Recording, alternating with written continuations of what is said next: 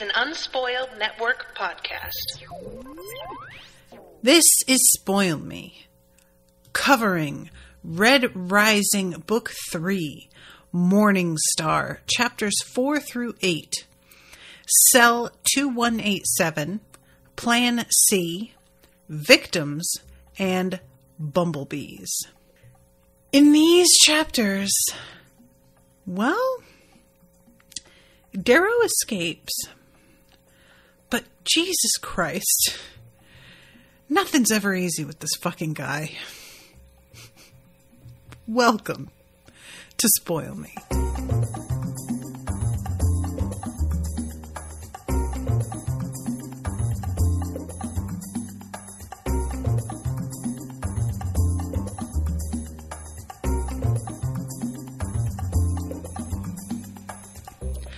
Welcome to the show, everyone. I am Natasha. Thank you very much to Ashley for commissioning this episode.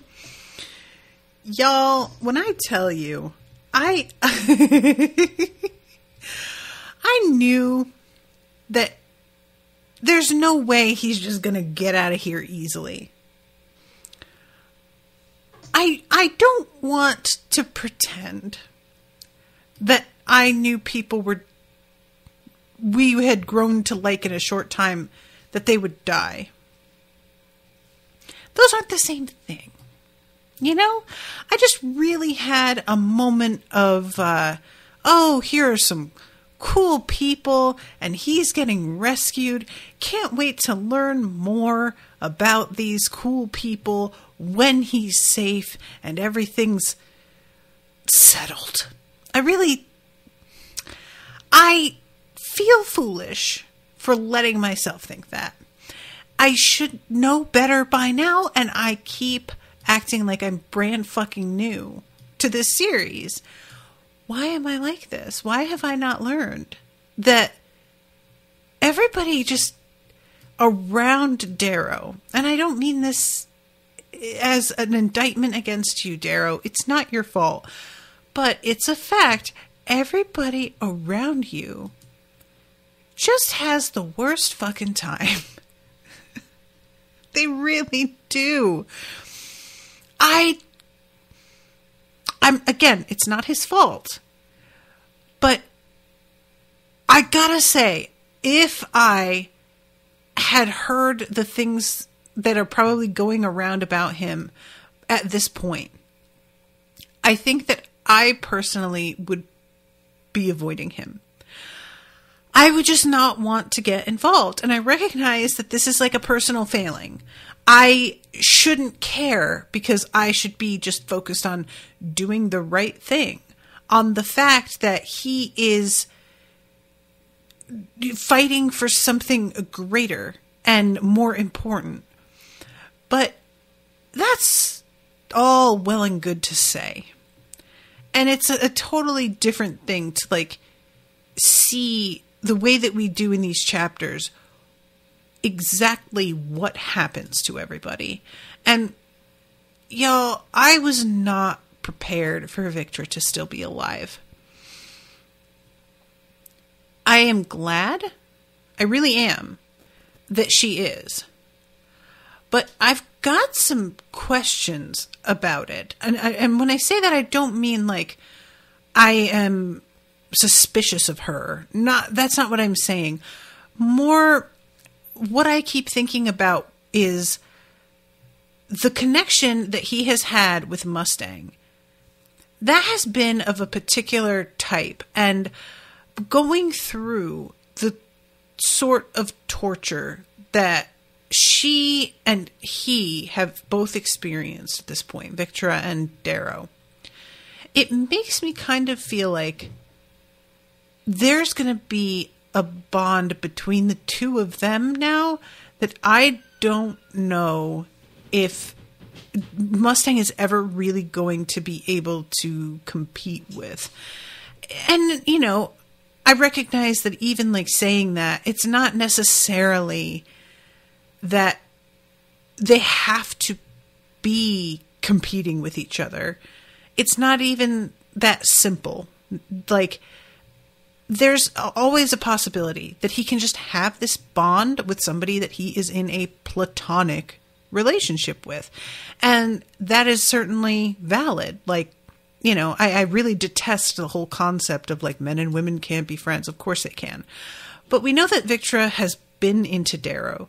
So really the main question is like, is she going to be able to let go of that? And I don't know if that's even on her radar anymore after what she has been through. It's certainly possible that like any affection that she felt toward him is gone. Not necessarily because she blames him, but the reaction that she has when he shows up in her cell, telling him to like take off his face. It makes me think that there have been people pretending to be Darrow coming in and fucking with her. And that may have some kind of lasting effect. I don't know what that would even look like, you know? But I just really thought the way that she... I really thought we were saying goodbye to her. And I'm glad that she's still alive, because the way that she dies is so heartbreaking. How much she is like desperate for Darrow to know for sure that she had no idea about this whole betrayal. Guys, it's the fact that they are holding her. She doesn't know anything. You know, like, do they really think that she does? I feel like they have to know she doesn't. I feel like there's an element of like just abject cruelty here. That it's just about the fact that she consorted with him. And it's just that simple. It may be that they really suspect, but so few people knew.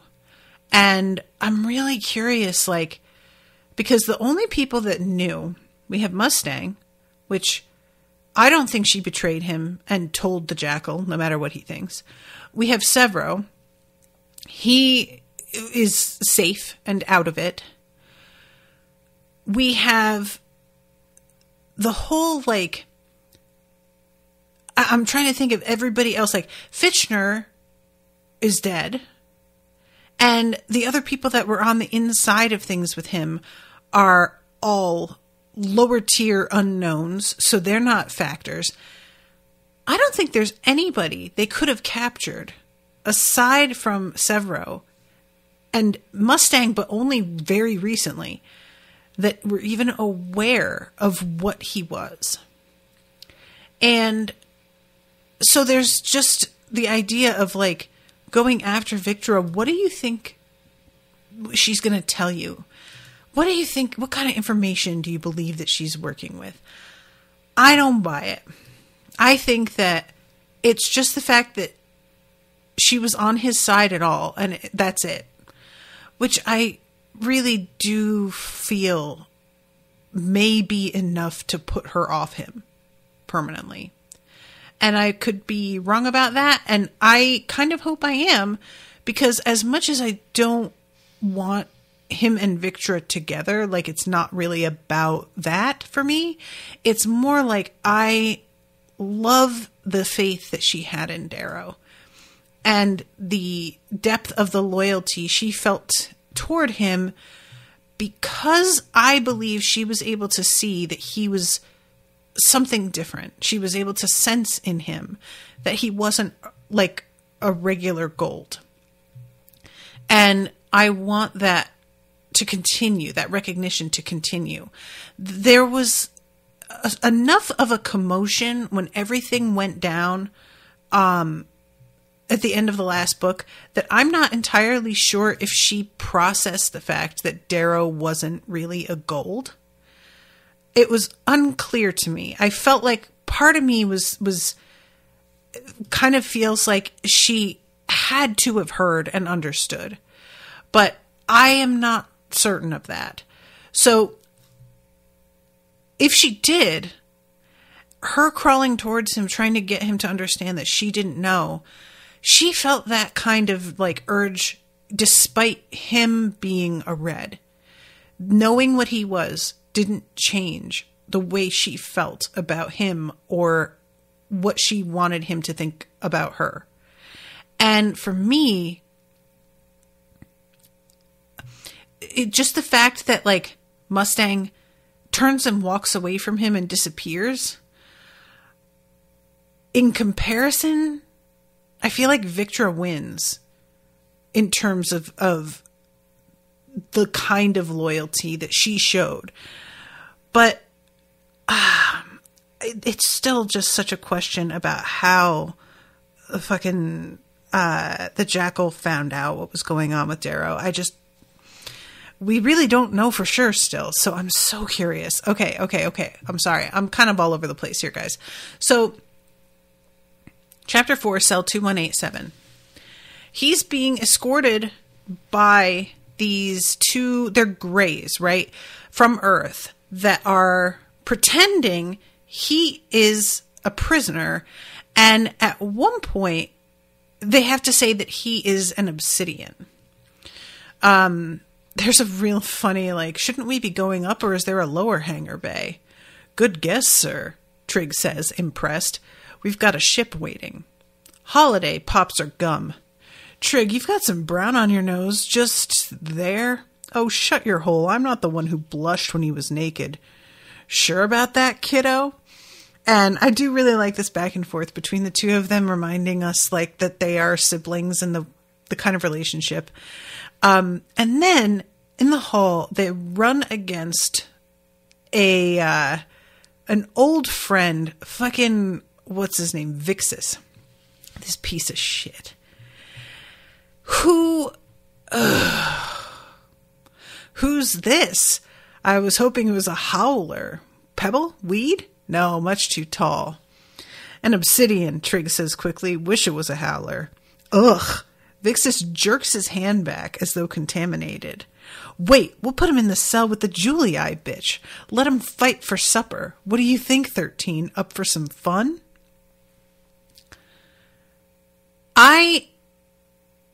You guys, when he asked for this, I really want to know what you guys felt, because immediately Darrow's response is Trigg, kill the camera. And a jam field goes up, and I think it's really interesting that like he specifically tells Trigg to kill the camera. He doesn't say this to Holiday because I think he sees the fact that Holiday might not like obey him immediately the way that Trigg would. I feel like that's very perceptive. And a jam field goes up. I move clumsy but fast, snapping my hands out of the shackles. I pull free my hidden razor with one hand and rip off my hood with the other. I stab Vixis through the shoulder, pin him to the wall, and headbutt him in the face. But I'm not what I was, even with the drugs. And so Vixis pulls his own razor, and Holiday steps between them, and he falls to the ground. Darrow falls to the ground. Trigg jams his slug shooter straight up into Vixis's open mouth. And Holiday says, "What the hell are you thinking?" I apologize. It was stupid of me. I steady myself and look over at Vixis, who stares at me in horror. Guys, I didn't understand why Darrow decides to handle this in this way. Just totally honest here. When he says, put him in the cell with the Julii bitch, I'm thinking that's perfect because he'd want to help Victra. So if you just say, okay, yeah, we'll put him in there, you would let him lead you to the cell that she's in and go from there. Like, that sounded to me like he was sort of leading them down the exact path that Darrow would want to go down. And so the fact that Darrow immediately sort of attacks him and blows their cover, I felt was really counterproductive. And I was confused at the fact that he decided to take this route. I don't know if that's just me, you know, like it's possible that like I'm sort of misreading the situation in the way that would have gone. But I definitely, when he first is like, put him in the cell with the Julia bitch, I was like, oh, good. And I never expected Darrow to like just go for it like this. But he says, is Victra alive? And Vixis doesn't answer. And he says, do you know what he did to me? And when Vixis nods, Darrow laughs and says, and you still have the balls to make me ask you twice. She's alive. Reaper, they'll be coming for us. They'll know it's jammed, Holiday says, looking at the tiny camera node in the elevator ceiling. We can't change the plan.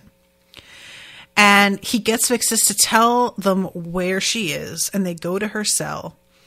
And when Holiday keeps trying to be like, we can't, Darrow's just, this is absolutely non-negotiable. She is a friend and I am not leaving her behind.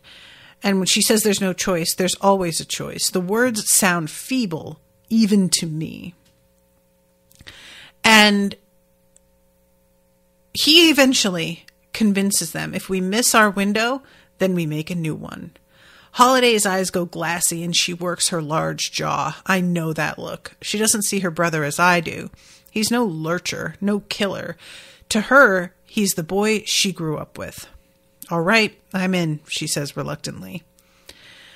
So, they get to her room. Vixis puts the code in. And the deal had been, exchange her for him. Throw him into the room, and it'll still register that there's a live body in there and probably fool the sensors for at least a little bit. And they go in, and the whole like vibe in here is so awful. Noise roars around us. Horrible static from hidden speakers. The cell is freezing. Everything bleached white.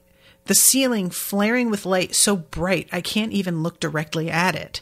The cell's emaciated occupant lies in the corner, legs curled up in a fetal position, spine to me, back painted with old burns and striped with lash marks from beatings.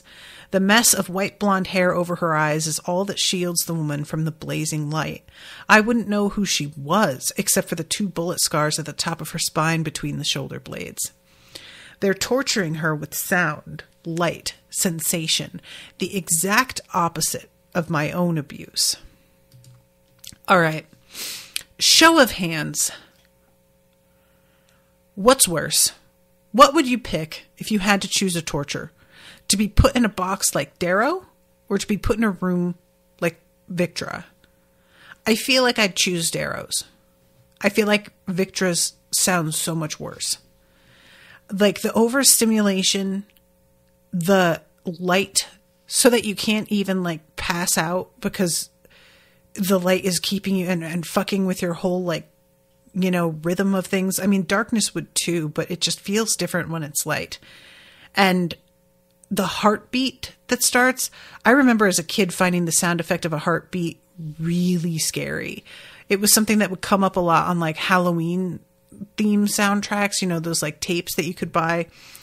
And I would always find it to be almost too much. The whole thing combined with the fact that she's naked and the room is freezing, I feel like it's worse. I don't know. This was really, really awful to me. Sorry. Cassie is saying, but I don't think Darrow was in charge of the situation. Trig and Holly would have demurred to continue their mission. Oh, you're talking about with, what's his name? Vixis in the hall. Yeah, I guess you're right. I'm thinking that they're like on the same wavelength, but they weren't. You're right. Easter egg. Victra's cell's floor and number is a straight copy of Princess Leia's in the original Star Wars movie. Oh, amazing. I love that. Thank you, Cassie. Yeah, I've heard the sleep deprivation can drive you nuts. At least the dark quiet offers opportunity of introspection. Right? Like, I'm sure the dark and quiet can send you bonkers too. Like, there's a reason why certain lengths of solitary confinement are meant to be like inhumane torture if you go beyond a certain length of time. But nevertheless, this is just awful. So at this point, this is when he goes up to her and he gets like in her face and she lunges at him. "Take off your face," she screams. "Take off your face." She convulses as Holiday rushes forward and jams a thumper into the small of her back. The electricity isn't enough, and they wind up having to like put her down with tranquilizers. And she just goes out, and they have to carry her, and she's unconscious for like all of what happens after this. So as he's leaving, this is really just beyond. Vixis is on the floor of the cell, alive. And he can't just fucking count his blessings. He can't simply let them leave.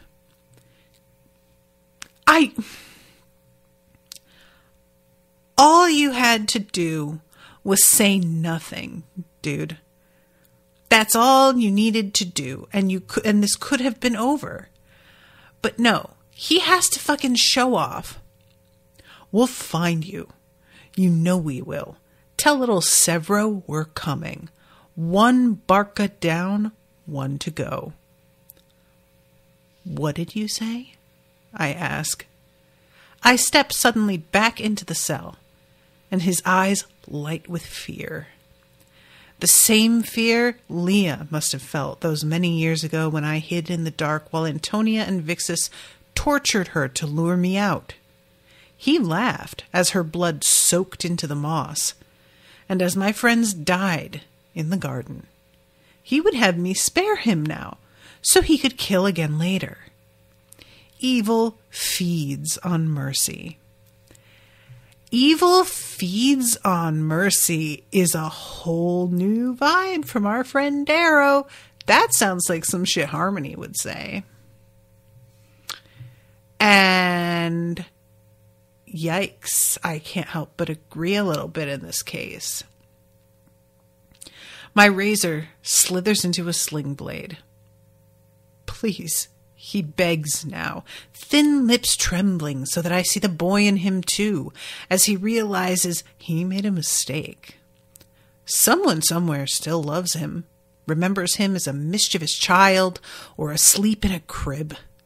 If only he had stayed that child. If only we all had. Have a heart, Darrow. You're no murderer. You're no Titus. The heartbeat sound of the room deepens. White light silhouetting him. He wants pity. My pity was lost in the darkness. The heroes of red songs have mercy, honor. They let men live, as I let the Jackal live, so they can remain untarnished by sin. Let the villain be the evil one.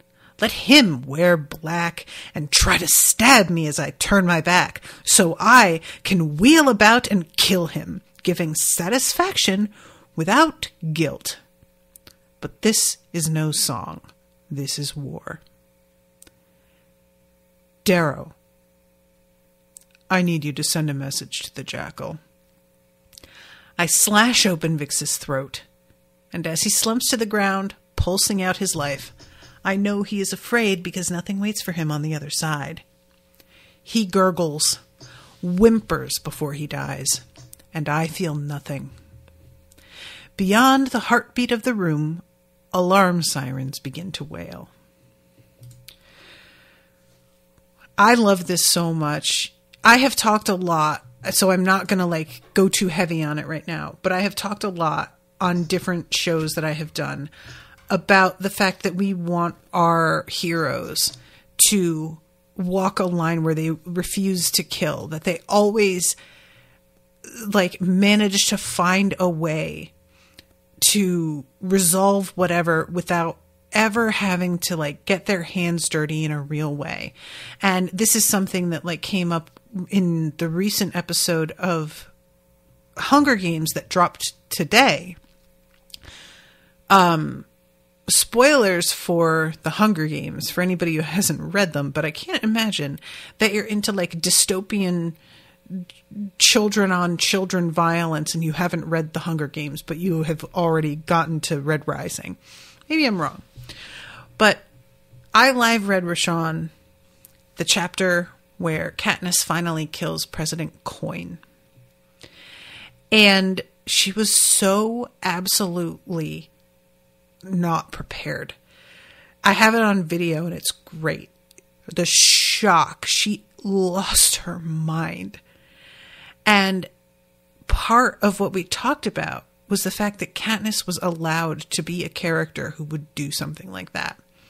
It's not only a rare thing in a protagonist character that's in sort of a YA, but the fact that she is a woman makes it even more remarkable, because that's just, women especially are not allowed to be layered characters so often. And it's really frustrating to have this sort of like purity about a character, which was like definitely a thing in Harry Potter, for example, where he never killed. He did Expelliarmus and he never wanted to kill.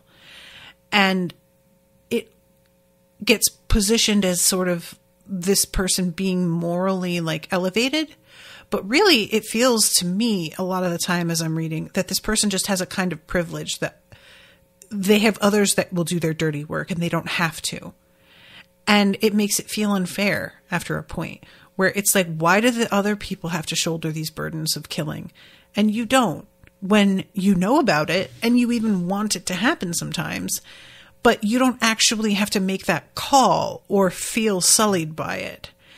And I really like feel that there is something to be said for being a person who will sacrifice your own peace of mind to take that burden on. And I know that that may sound like I'm glamorizing it, but that's not what I'm trying to do. What I'm trying to say there is that like you wanting to keep your own purity is a kind of selfishness that not everybody can afford. And if you're willing to admit, I don't have that luxury, so I'm going to do things that like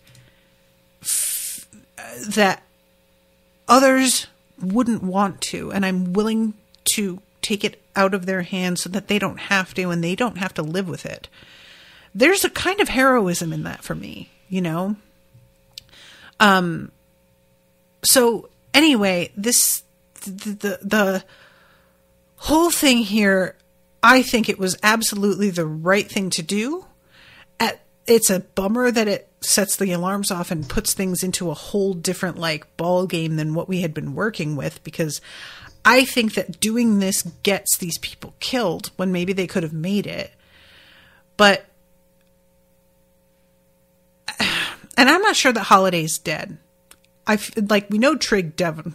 The way Trig dies is so awful, but I can't recall. I feel like Holiday was like still breathing. She was in a bad state, but anyway, it's, you know, it's all about like what is it worth? And Vixis being what he is, he would have kept taking lives. He would have kept going, you know?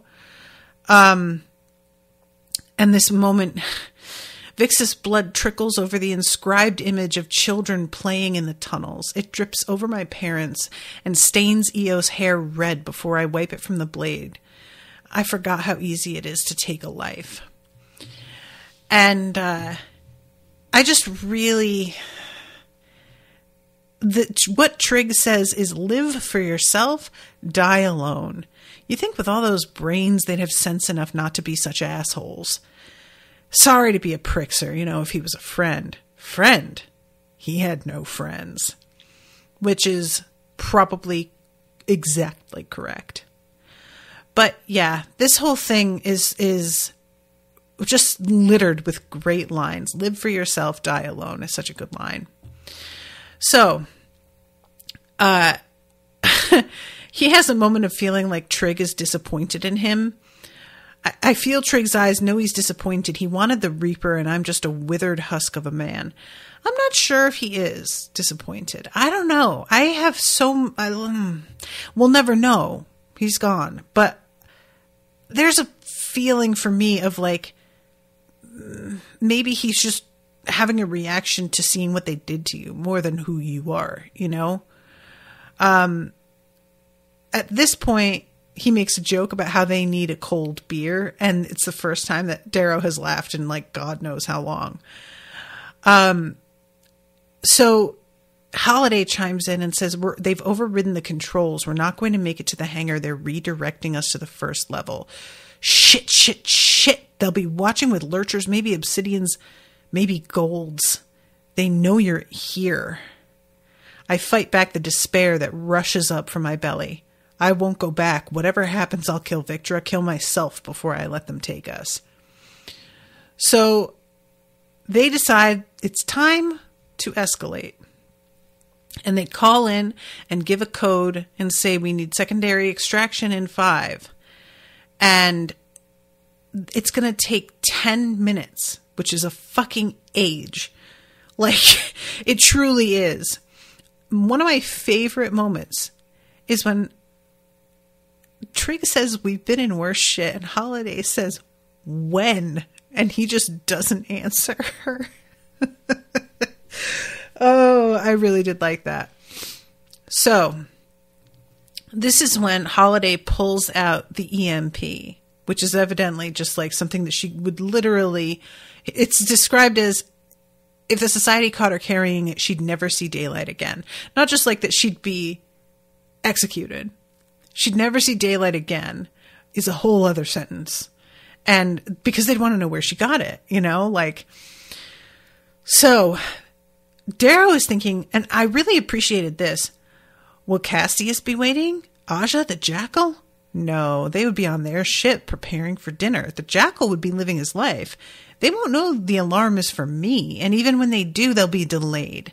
And I appreciated that because I am assuming that anything with an alarm means that all of the people that we know are going to be involved. But pointing this out, I was sort of like, oh, okay, actually that makes sense. And also it feels like later on when they show up, it's because things have gone on for so long, you know? So it didn't feel like, oh, I was relying on them not turning up and then they did. And so it felt like, well, make up your mind. The way that the timing shakes out, it all works. And I feel more afraid than I did when I lay encased in a star shell in the chamber of a spit tube before my reign. Not just afraid for me, but for Victra, for these 2 siblings. I want them to live. I want to know about South Pacifica. I want to know what pranks they pulled on their mother, if they had a dog, a home in the city, the country.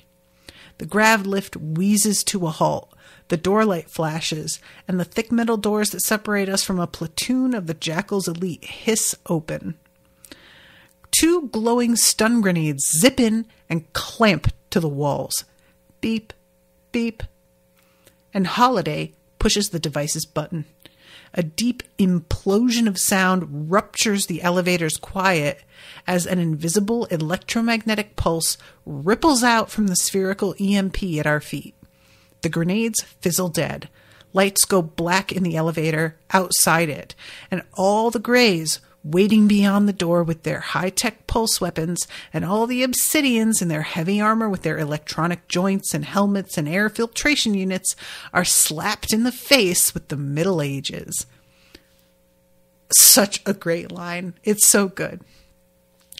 But Holiday and Trigg's antiques still work. They have regular fucking guns. And I love how when one of them is like, shown to Darrow, his immediate reaction is like, oh God, these things, like, they're so inaccurate and they're really dangerous. Like, his reaction to regular guns is very funny and very revealing. So at this point, like, they're fighting through this and we get a count, 7 minutes left, just like how bad it's been. And it's only been 3 minutes, you know?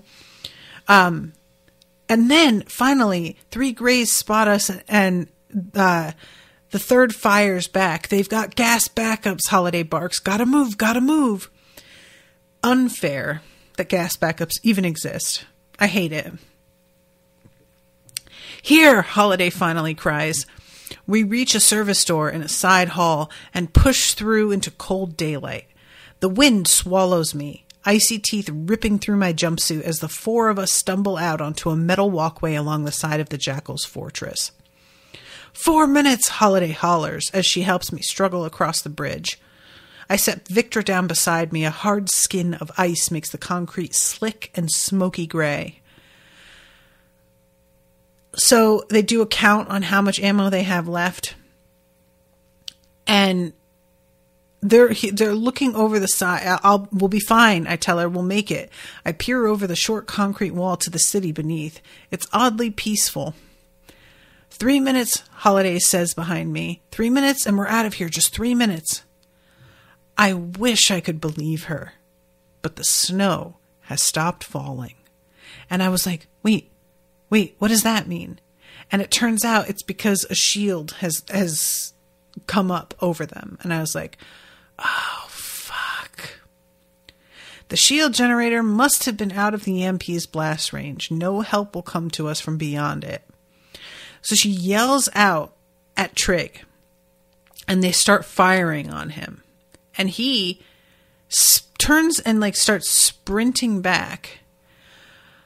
And Trig is pinned down halfway to us, exchanging gunfire with a squad of Greys. Trig staggers back, hit with a round in the shoulder. He jams a stim shot into his thigh and pops back up. A bullet slaps into the concrete in front of me, kicks up into Holiday to impact her ribs just under the armpit of her body armor with a meaty thud. And I was like, oh, not the armpit. That's a real bad spot. That's no good. And indeed, it's in her lung. She has to use a stim as well. But she has to manually get it because the way it's supposed to work due to the EMP, it's all fucked up. And finally, there's a moment where somehow in his guts, Darrow feels that a gold is heading toward them. And he yells, Trig, run. Holiday sees the look on my face. This moment, you guys, is described so beautifully. Trig abandons his cover. He falls, gains his feet, scrambling toward us terrified. Too late. Behind him, Aja Au Grimace rips out of the fortress's door, past the Greys, past the Obsidians who lurk in the shadows. She's in her black formal jacket. Her long legs reel Trig in now. It's one of the saddest sights I've ever seen. The way he describes her long legs reeling him in is devastating. Just, there's something about it being simply the way she's built, being impossible for him to escape. The inevitability of that. It just was it got me. Every time, I've listened to this twice now and it got me. She spears him through the torso, and then at one point, she literally just lifts him up, and he's slides down the blade toward her hand, wriggling, because he's still alive on it.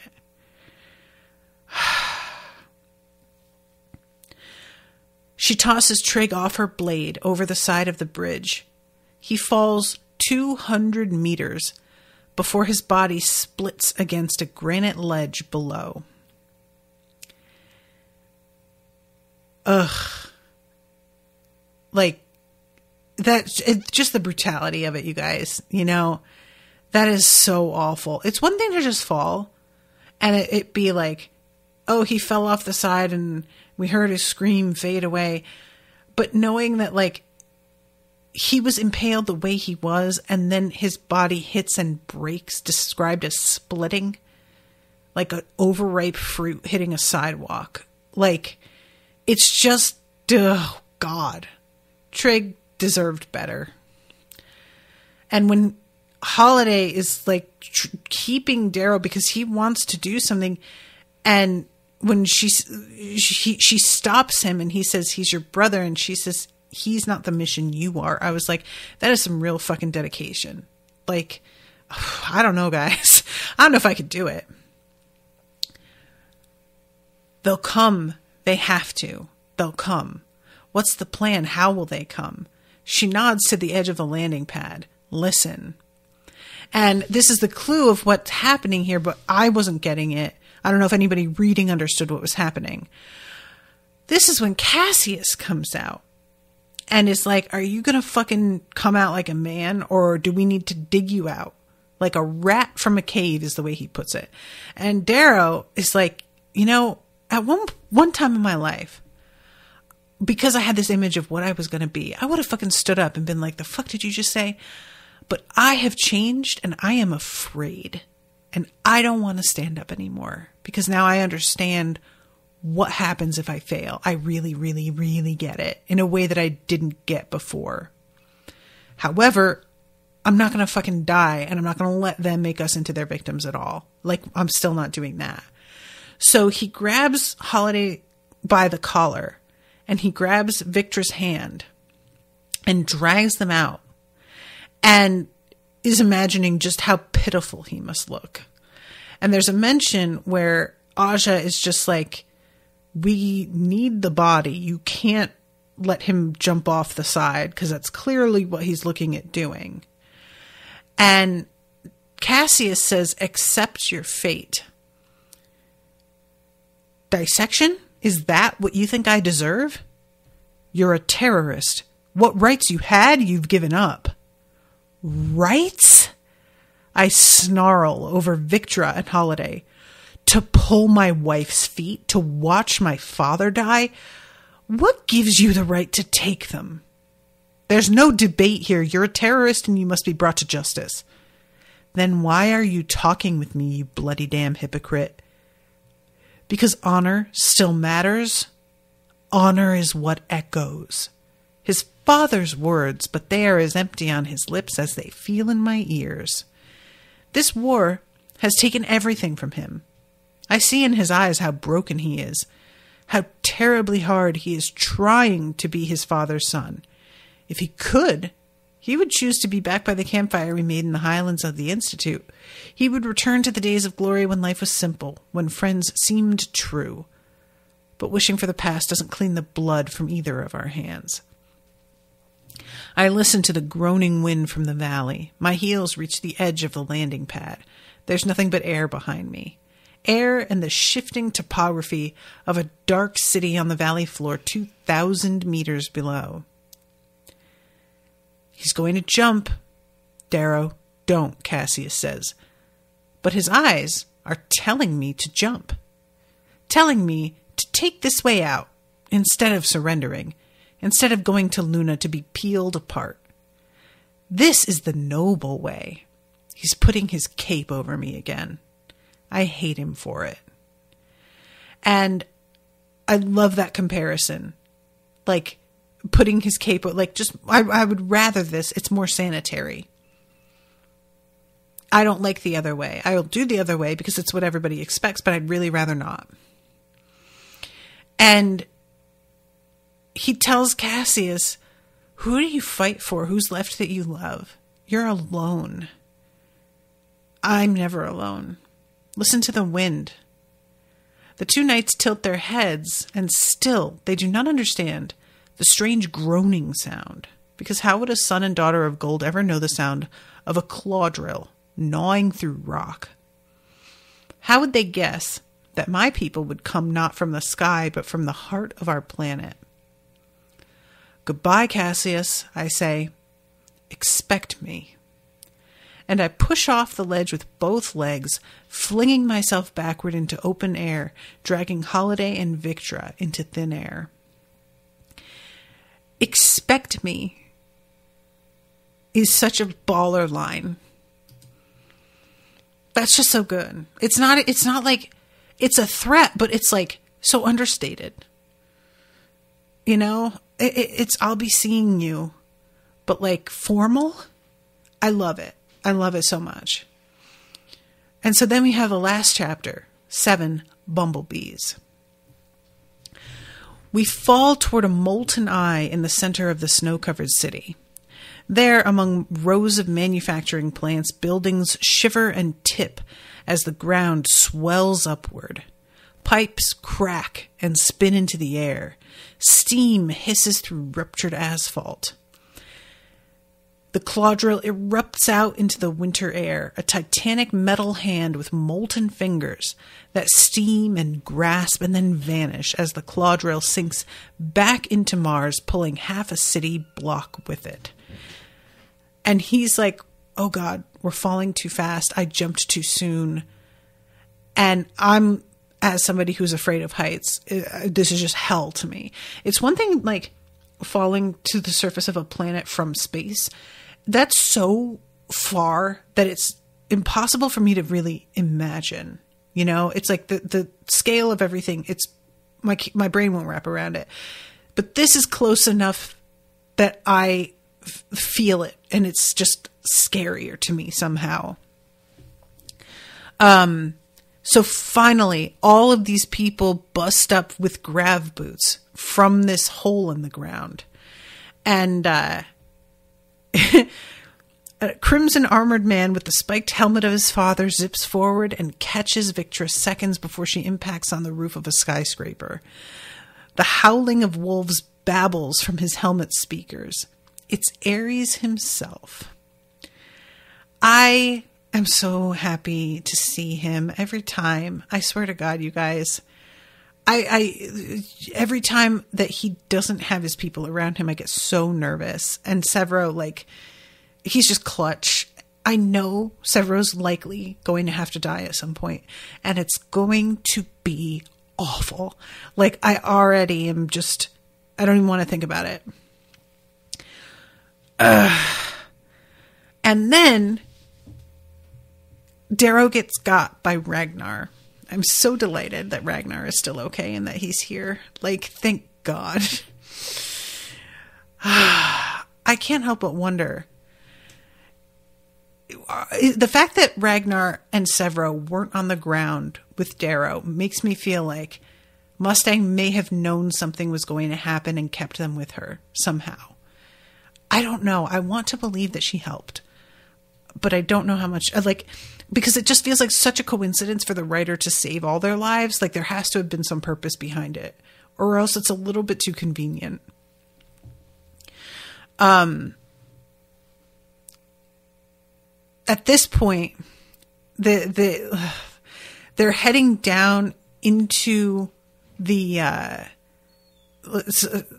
I'm trying to find the place that this really is described. Oh, God. This is so gross. The skin of my right shoulder flares with pain.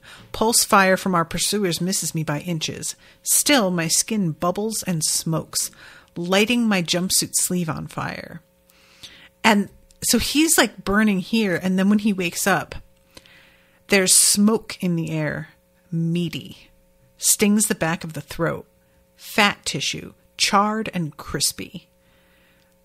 I hate it. I hate it so much. Starboard, starboard, someone screams in the distance as if underwater. We're on a ship. I'm surrounded by dying men, burned, twisted hunks of armor. Smaller men atop them, bent like vultures, saws glowing in their hands as they peel the armor away, trying to free those dying of their burns inside. But the armor's melted tight. A hand touches mine. A boy lying beside me, eyes wide, armor blackened. The skin of his cheeks is young and smooth beneath the soot and blood. His mouth not yet creased by smiles. His breaths come shorter, quicker. He mouths my name, and he's gone. And that's the end of chapter 7, which is pretty grim. I mean, can't we just enjoy his escape? No. The answer is no. No, we cannot. You guys. Like, I hope Holiday survives. But all I can think is that after all of this, him insisting that they save Victra, I can't see her forgiving Darrow for that. because maybe her brother would have lived. And also, I can't see her being able to ever like look at Victra, because now that's going to be the person that your brother was sacrificed for. That's a person that he deemed the risk worthwhile. And how do you become okay with that? How do you like, do you know what I'm saying? How do you ever get over the fact that somebody was just willing to risk that? I'm not blaming Darrow, because I understand where he's coming from, and I can't even say that like, because I knew Victra and was surprised that she was even still alive. I am not trying to say that I would have picked Trig over Victra, because I feel like the loyalty that she showed him really deserved him coming to save her. Like, after everything, him doing this felt like she had earned that from him, you know?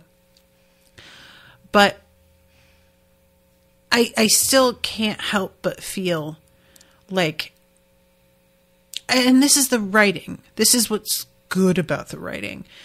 You don't want Trig to be somebody that it feels easy to sacrifice, because then it's not a sacrifice, is it? It won't matter. I appreciate the fact that losing Trig feels like almost too much, because it's really a remarkable thing as a writer to be able to get readers to care about a new character at all.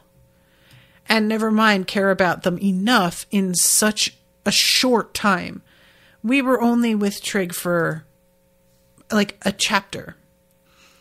And when he died, I was genuinely horrified, and it was like a combo of the fact that he was dead at all, along with the fact that the way he died was so awful. And this is the kind of thing that Miles talks about with Charlaine Harris, who wrote the Sookie Stackhouse books. Charlaine has a real issue with plotting, and her plots can feel like very haphazard, and some of the mysteries that she puts together feel like she hardly gave them any thought. They feel like afterthoughts.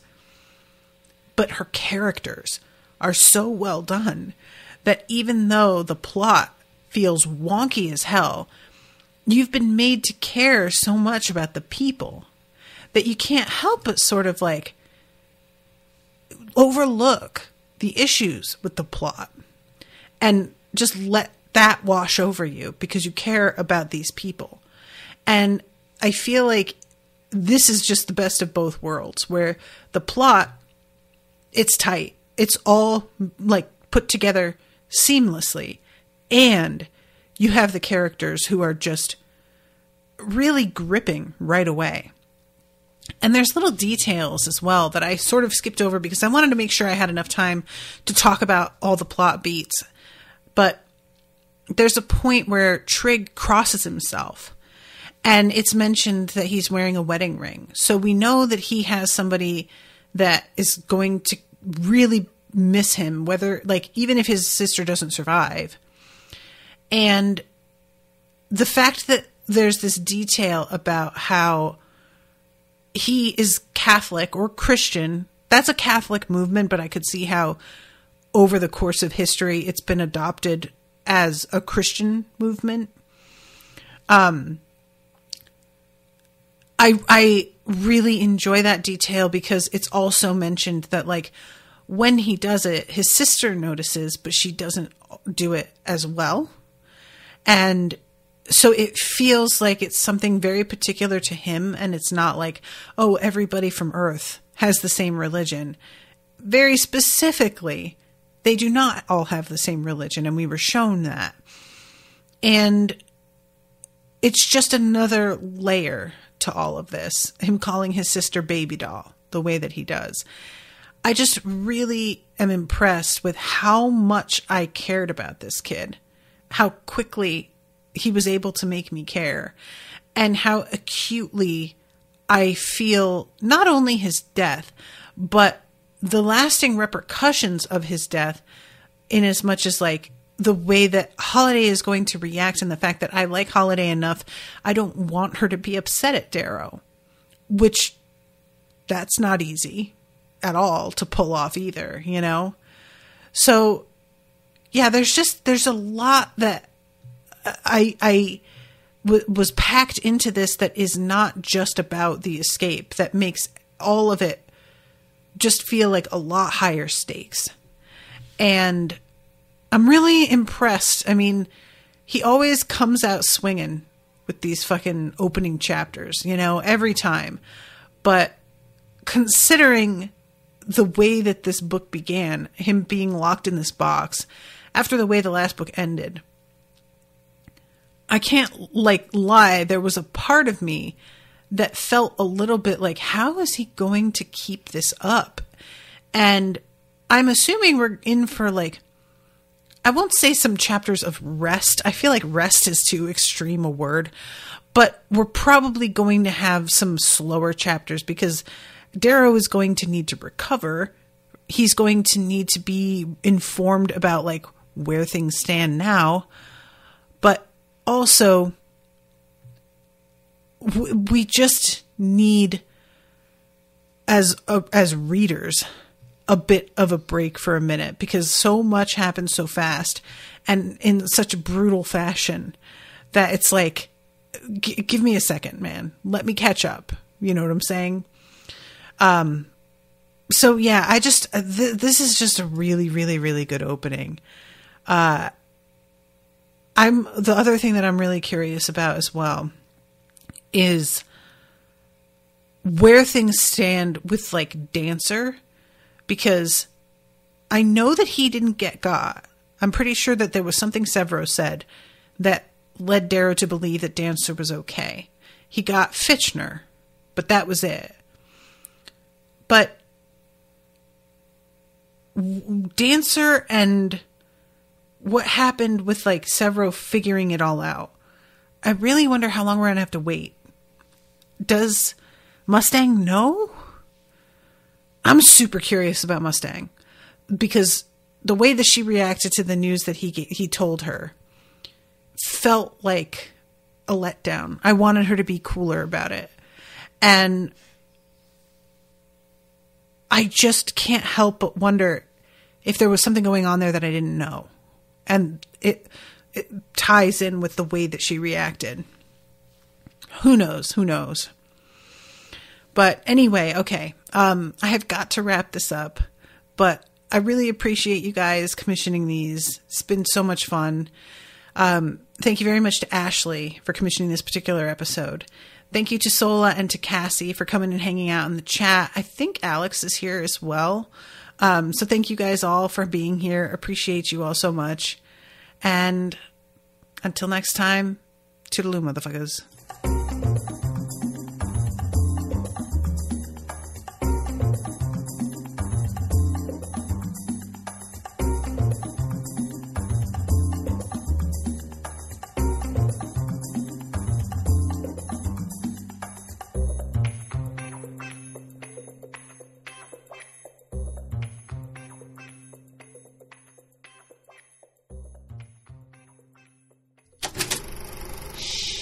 That was an Unspoiled Network podcast.